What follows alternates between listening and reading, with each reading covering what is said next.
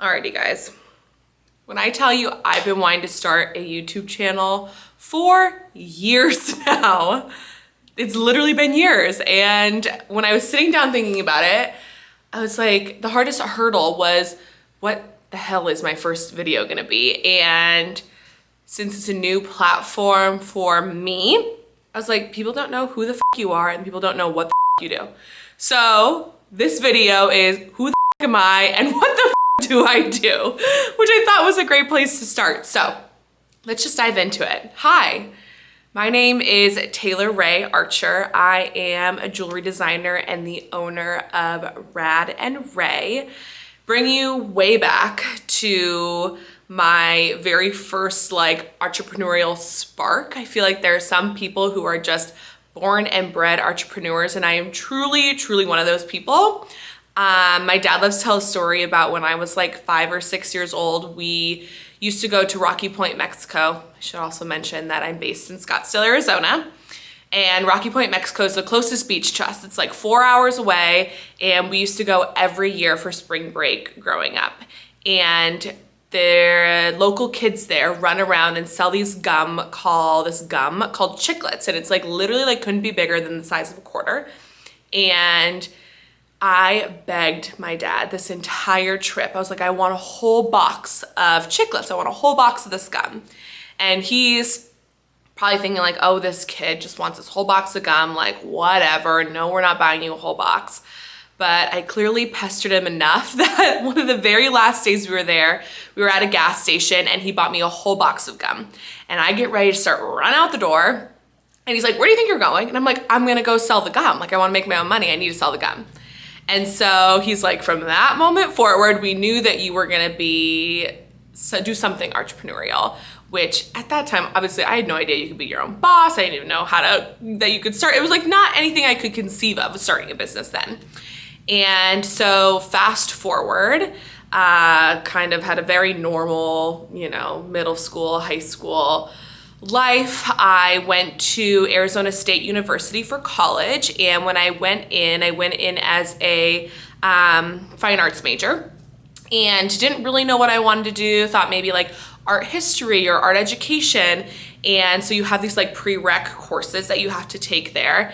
And I found out very quickly that I'm dyslexic, and so remembering dates for like art history, not gonna happen. And I did not have the patience to be in art education.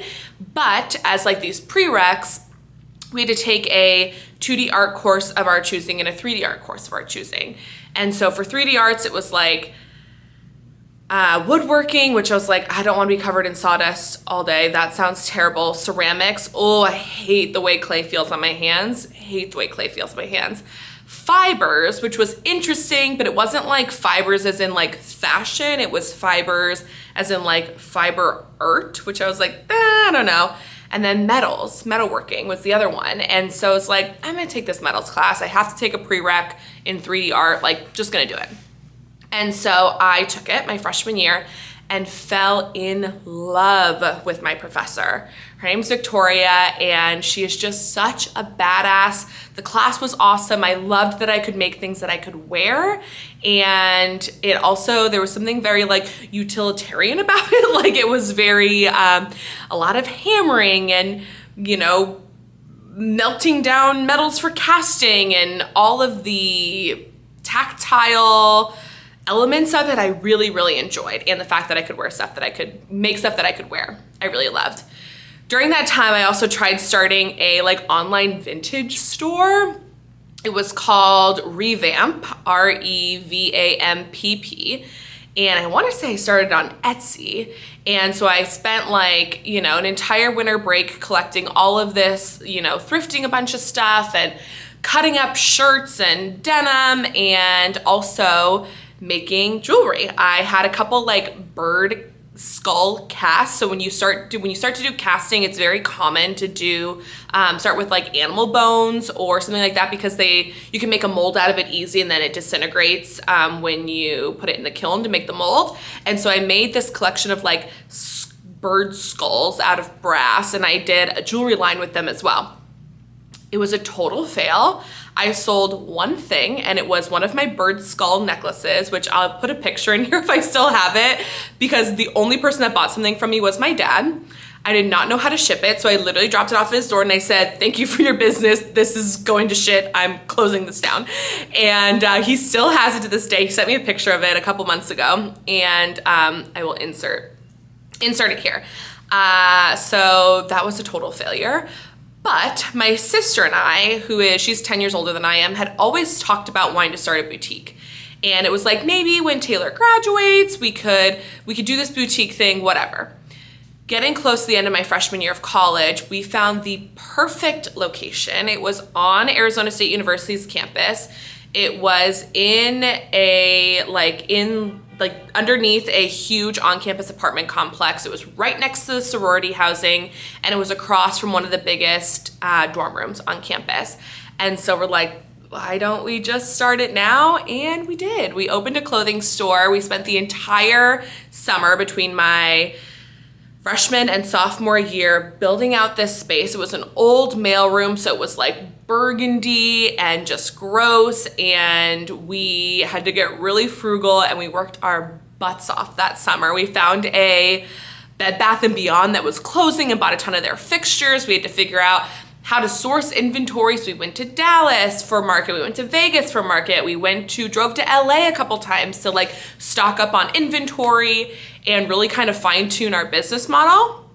And then we opened the beginning of my sophomore year of college. The shop was called Shop Olive U. So shop, OLIVE space YOU. And it was just kind of like a special thing between my sister and I. And I've got pictures of the store too, so I'll insert those. Such a fun time. It was a really fun time. It was a very unique time to open a store too, because this was the rise of Instagram and influencers. When we opened the store, you couldn't even run ads on Instagram. And I remember working with our first influencer. She had 10,000 followers. She's got hundreds of thousands now, but at the time we were like, oh my God. I was like literally working with a celebrity. It was unreal, and we had to hire like an actual web developer to build our website, and it was a very interesting time because we didn't have all the tools that we have now at our disposal then. There was no Shopify, or if it did, we didn't know about it. We like actually had to rent our like point of sale from Bank of America. Very different time. This was like 2012, 2013.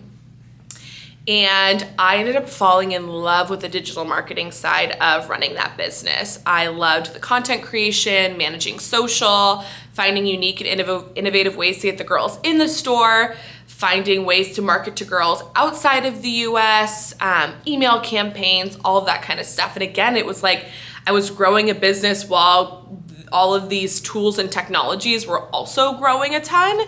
And so we had the store for 3 years. We had our lease for 3 years to kind of like match up for when I graduated. And I was just about to graduate. Our lease was coming up, and we had to make a decision whether we wanted to resign and continue, or, you know, say we had a good run. Let's do something else. And that's the route that we chose. So my sister already had my nephew at the time, was looking to grow her family. She now owns a spray tan business in North Phoenix, and I wanted to do this digital marketing thing. I had a couple clients on the side while we had this store. There were a chain of dental offices in Phoenix. And I was like, I think I can really do something with this. So from there, I started a digital marketing agency. And I worked with everybody from small mom and pop shops to people like Dr. Nassif from Botched. I helped him launch his direct-to-consumer skincare line. I've done stuff with Fidelity Denim, which is like a big denim company in the wholesale space. They're sold at like Macy's and Nordstrom. I've done stuff with Jenny Craig, and really got to work with some really amazing, super cool people, work with huge ad budgets, get really strategic and work with really, really small companies. But in my lifespan of having that digital marketing agency, I've probably worked with like 65 to 85 brands, somewhere in there.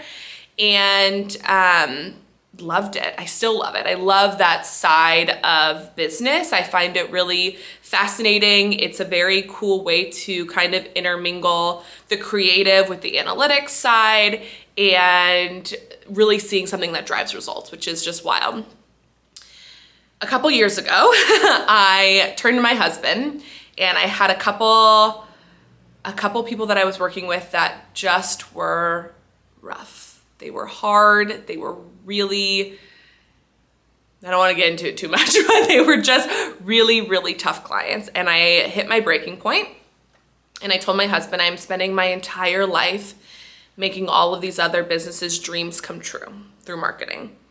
And I want to do something for myself. And he was like, you make jewelry for yourself, you make jewelry for friends, it's like a hobby of yours. Like people ask you about it all the time, like, why don't you do this? Like, why don't you do this jewelry thing?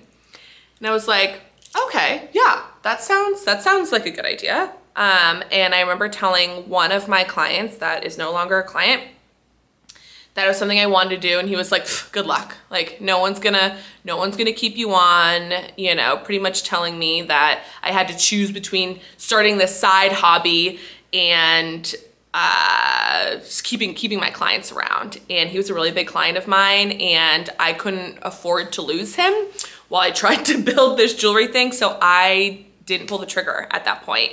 And sorry, this was maybe 4 years ago.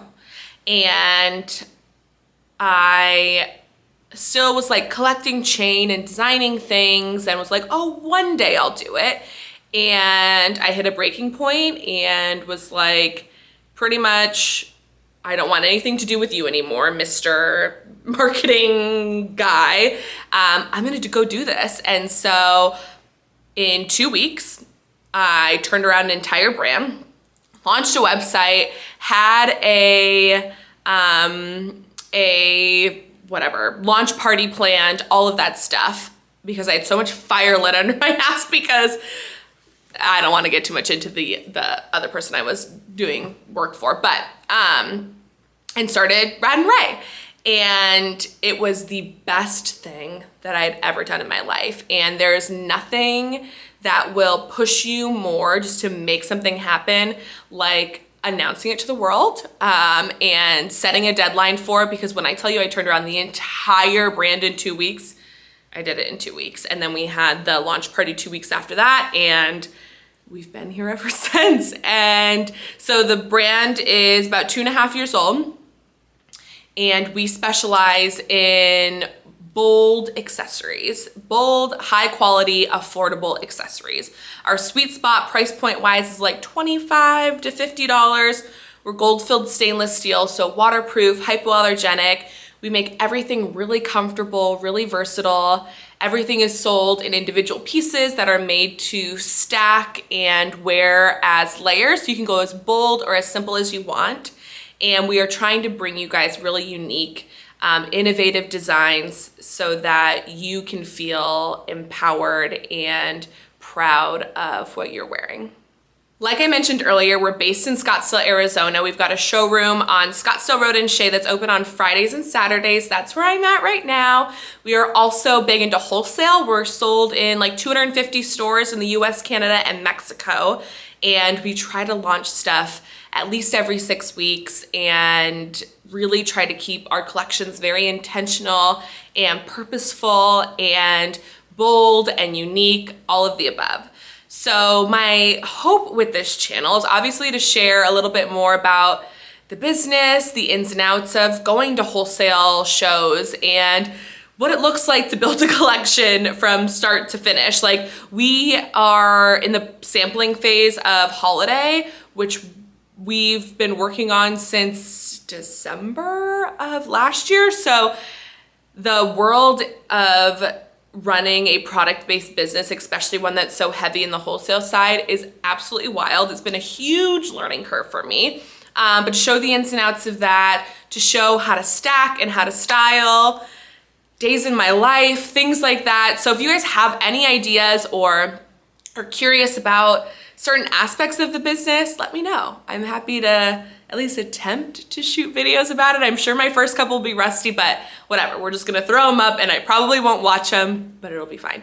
But yeah, welcome. Welcome to Rad and Ray. Welcome to our YouTube channel.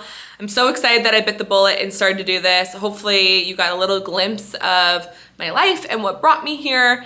And yeah, I cry a lot, so I'm sure you'll see that a lot. Also, make sure to go follow us over on Instagram. I will leave the little tags down here if I can figure out how to do it. We're at rad_and_ray. RAE is the jewelry line on Instagram, and then my personal one is Hey Taylor Ray, so HEY Taylor, TAYLORRAE on Instagram. I'll leave all of our websites and things like that in the description box below as well.